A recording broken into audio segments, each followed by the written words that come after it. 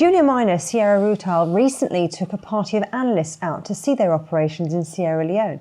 Hunter Hillcoat from Investec was one of them, spending 3 days with senior management, and he's on the line now.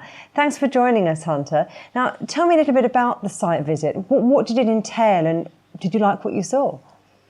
Yes, I did like what I saw for various reasons, one of which included the fact that it was a unique operation. Certainly in the 25 years I've been visiting mine sites, it's one that was very different because it included this massive prehistoric looking but very functional dredge operation, as well as the more conventional dry mining that we're used to, and then a very large mineral separation plant. So unlike a lot of the conventional operations I look at, this mineral sands operation offered some quite different variety relative to some of the other ops. What about the team? What about the management team itself? What were they like? Did you find that they were open? Did you get a lot out of them? Amazingly so. For a trip like this, where usually you go to larger companies and that sort of access is contained to some extent, and this being a smaller company, completely open access to all levels of management, financial, operational, marketing, etc. It was, and for quite an extended period as well. So I felt that I came away with a real good knowledge of the company and what they were up to. So what insight has it given you into the company and what they're up to?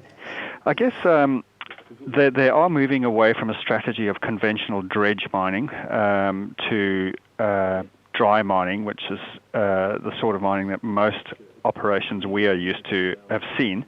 So I wanted some confidence that they would be able to manage that process, that there was sufficient access to enough dry mining areas to be able to implement that strategy, and that they had the skill base and the dexterity to be able to incorporate multiple phases of mining. And I came away with an impression that all of that was achievable. They got a good mix of both the local and very skilled expatriate staff on board. So that's the team. That's the team, and you're impressed by them. But Yep. Longer term, a lot of this is reliant on improved market conditions. Yep. Now, I mean, since your trip, Sierra Leone has been given the all clear for Ebola. Yep. And the main obstacle, I suppose, now facing companies like them is weak prices on the industrial minerals market. When do you expect product price recovery? We expect the 2016, and this is pretty much across all sectors, Juliet, but we expect 2016 to be a rather flat year as the various industries consolidate. So in this case, the mineral sands industry consolidates and runs down the inventories that they've accumulated over previous years.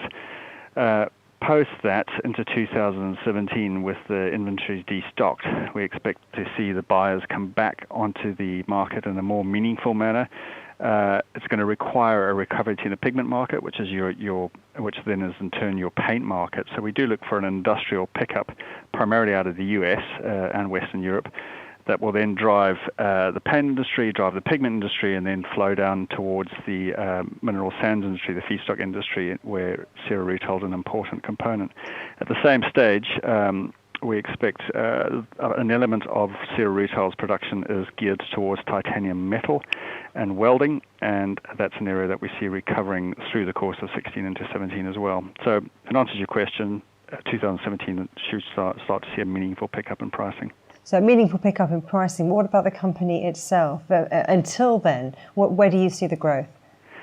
There is not a great deal of growth they can do until then. They've obviously got volume growth. They've got a new project starting called Gangama, which is a dry mining project, and that will drive some volume growth, which will depress costs because it's largely a fixed cost operation. So the more you produce, the lower your unit costs become, and that should ensure that they generate sufficient cash flow to carry them through this rather lackluster period that we foresee over the next 18 months. So is that what it's all about, looking at ways to generate more cash flow? I'm just trying to get a steer on the sort of steps you'd like to see them implementing to keep them up in your good books.